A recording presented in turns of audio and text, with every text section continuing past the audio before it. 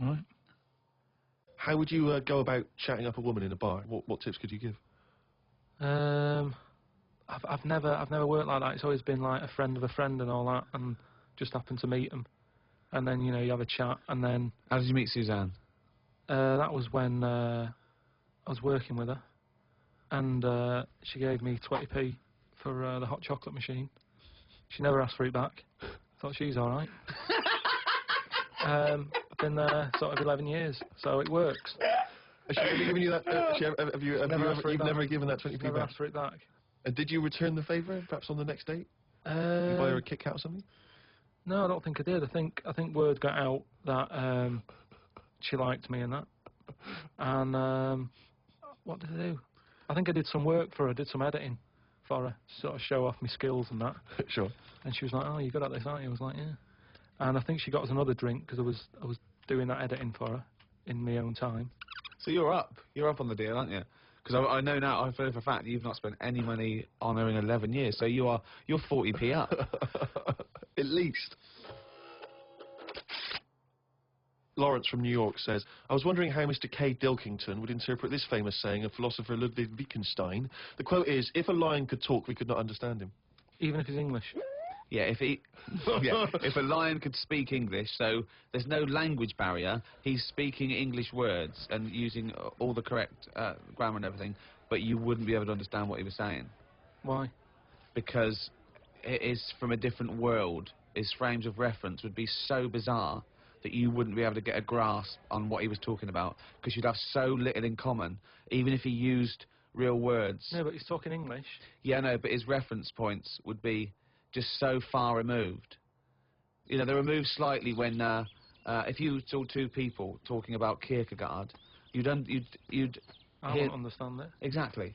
So remove that a billion times to a different species with different input. No, but it depends. If I'm talking to a lion in London Zoo, yeah, he'll be saying, "Oh, I'm fed up of being stuck in here." I'll go, "Yeah."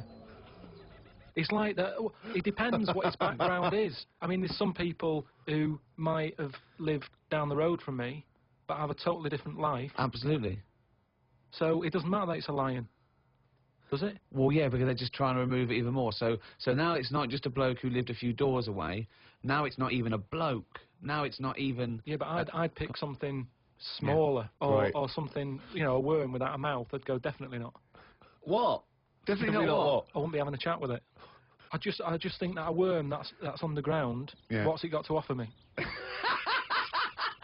It's blind and it hasn't got a mouth. It's not going to be a good day out with it, is what I'm saying. It's not going to have that much to say to me, even if it's English. Right? Even if it's English? And how can you tell if a worm is English? Is it wear a very tiny bowler hat? Oh, Christ. But do you understand? What about a jellyfish? No, you see, I think that's where you can say you wouldn't be able to have a good chat with them, because to me, the sea might as well be another world. Yeah. Right? Yeah. In a way, I think the fish sort of have more rights than us. What do you mean? Just because when whoever made the world, right? Yeah. Say, we're just bigging up God, but if I was to have a go at him, I'd say you added too much water.